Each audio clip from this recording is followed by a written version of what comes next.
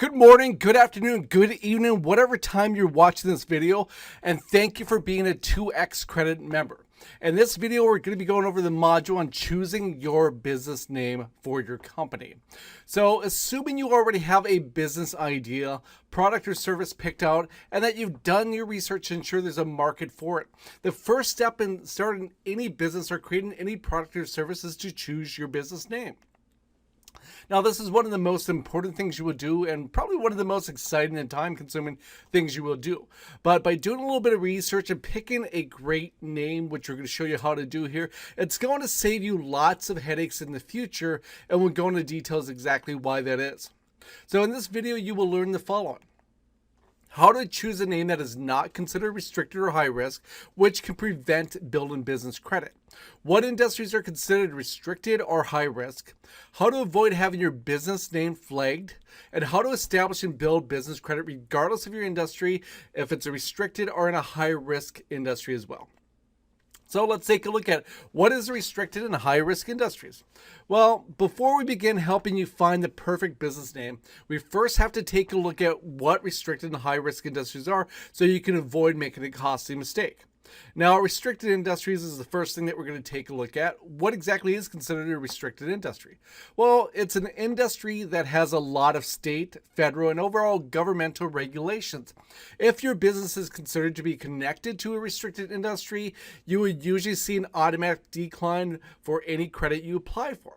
Now, this is across the board. This is a lot of times banks, lenders, and creditors. If they see that you're in a high risk or a restricted industry, they're going to be less likely to extend a line of credit to you, especially cash funding for that business.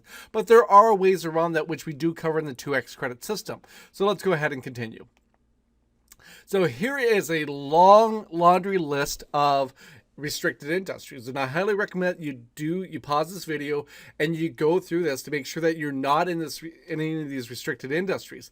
And even if you are, there is a workaround. We have a module that's called Workaround Strategy that will help you out. But let's go ahead and take a look here. So the first one is finance, Federal Reserve banks, foreign banks, bank holding companies, loan brokers, commodity brokers, security brokers, mortgage bankers, mortgage companies, bail bond companies, or mutual fund managers. Now, I'm sure it doesn't take a rocket science to figure out why a bank wouldn't want to lend to one of these entities, because it's competition. And as far as mortgage brokers and mortgage companies go, you have to think about what happened in 2008, 2009. Now, loans for speculative purchase of securities or goods, check cashing agencies, pawn shops, bail bonds, public administration, political campaigns, ammunition or weapons manufacturer, and energy, oil trading or petroleum, gaming or gambling activities, and X-rated products are entertainment. So those are heavily restricted industries because there's a lot of regulations on it. And obviously when you get to the gaming and gambling and the X-rated, there's just not financial institutions that want to lend to them. It's so volatile. And look, it's in that gray area. It's in the black area. Nobody wants to work with those.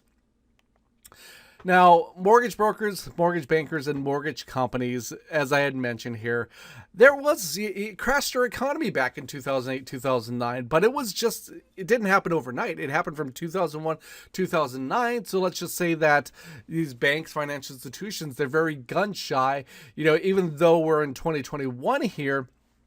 And it seems like there's a lot that's going on again in the mortgage industry, and it may implode again. I'm not saying I'm waiting for the shoe to drop, but it may happen. So that's why I highlighted that. We emphasize that. So if you're in one of these industries, if you own one of these companies, again, there is a workaround on that, but just know that it's considered a restricted industry. When it comes to building business credit and obtaining cash loans or cash credit cards, restricted industries typically equal automatic decline. Now, typically it won't be a problem when establishing initial vendor accounts, but will later on. So when you start to establish and build business credit, most of the time you're going to start with what's known as starter accounts. And they're vendor accounts like gas cards and office supply stores. And they're really not taking a look too deep into whether or not you're in a restricted or a high risk industry, because they just want your business. But as you continue to level up and build in business credit, which we'll cover in other modules, and you're looking for higher cash credit lines and credit cards, they're going to start taking a look at more and more stuff. And if you're in one of these groups, even if it's by mistake, it's going to send up a red flag to them. and they may not lend to you. So high risk industries. Well, what's considered a high risk industry? Well, it's typically an industry that has a high volume of complaints and business closings. So if your business is considered to be connected to a high risk industry, you will usually see an automatic decline for any credit you apply for.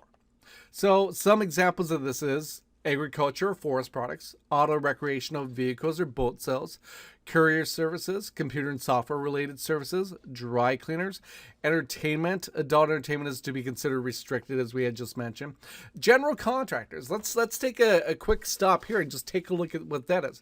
So look, I've got friends who are general contractors, and there's a lot of turnover. There's a lot of complaints, and not only on the services, but also the homeowners not paying the general contractors. And a lot of these general contractors have to wait 30 to 60 days. They have to wait till the job is completed to fully get paid. And then you've got homeowners coming back and, just having all these complaints and then holding money hostage. It's happened to several of my friends that's general contractors, and it happens all the time. So that's why it's a high risk industry, as far as it's not very stable as far as the income comes in. Now, I'm not saying that lenders and banks and financial institutions won't lend to these entities. It's just they see that it's a higher risk and it's not as cut and dry as it should be. Gasoline stations or convenience stores, also known as C-stores, they're very volatile. Obviously, there is a gas station in every corner, but if you notice over the years in a location, those gas stations may change hands several times. Not only that, they may end up closing. In the area that I live in right now, there's probably been one location I could think of. It's changed hands like 4 or 5 times until they actually just ripped it out and used the land for something else. It makes you wonder why that is. And the reason for that is because there's a lot of stuff that goes on with them. Healthcare, specifically nursing homes, assisted living facilities, and continuing care retirement centers, and special trade contractors, falls in the same category as general contractors. Hotels, motels, jewelry, precious stones, metals, limousine services, long distance or over-the-road trucking, mobile or manufactured home sales, phone sales and direct selling establishments, real estate developers, land subdividers, restaurants or drinking establishments, software programming companies, taxi cabs, travel agencies. Obviously, the real estate, that sort of goes hand in hand with the mortgage industry. It's not considered a restricted industry, but it's a higher risk. Now, I know a lot of people out there, if you've done any research on business credit, you see a lot of truckers getting financing for trucks and vehicles and stuff like that. Well, the reason for that is that it's still considered a high risk, and a lot of these entities will pay a premium price for that and higher interest rates on that. But you have to consider, if a financial institution is lending for a over-the-road truck, a semi-truck, they're securing that asset. So yes, it may be considered high risk, but there's still something that they can secure against that.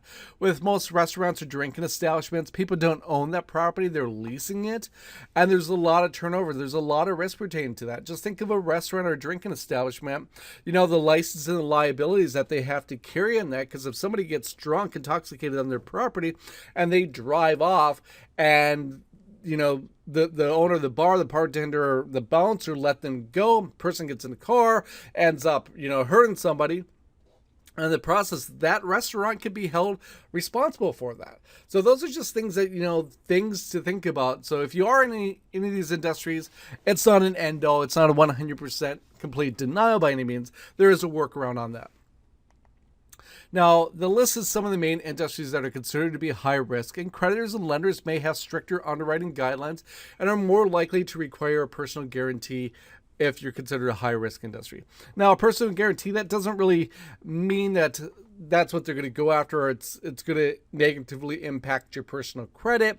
What that means is that, look, if the financial institution lends you money, they're looking for a cosigner on that. The business is the first entity. The second cosigner is a personal guarantee on that. So what that means is that if the business defaults, then they can go after you personally with that. It's not necessarily a bad thing. It's just a way to help you unlock more funding and financing for your business.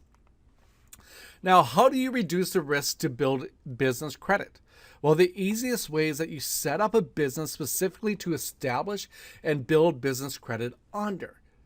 Now, I'm just giving away something here. So, multimillionaires, wealthy individuals, wealthy businesses, Do you think they only own one business? The reality is no, they typically own multiple businesses, and those businesses are usually working together. So if you are in a high risk or restricted industry, you could still operate your business under that entity. We're not telling you to shut that down and start a new business by any means. We're saying open up a second business for the main purpose to establish and build business credit. And we will cover that more extensively in the module, the workaround strategy. So let's take a look at realtors and real estate. Why is real estate a high risk? Well, again, since the crash in 2008, 2009, there have been a lot of rules and regulations put in place. Creditors and lenders view the mortgage and real estate industry to be extremely unstable and volatile. So high risk industry, typically stricter underwriting guidelines. They're going to take a look at everything. They're going to make sure that if they're lending money, extending the line of credit, that the I's are dotted and the T's are crossed before they do so. So avoid miscategorization. Now, choosing the wrong business name can get your business miscategorized onto the wrong SIC and NAIC codes.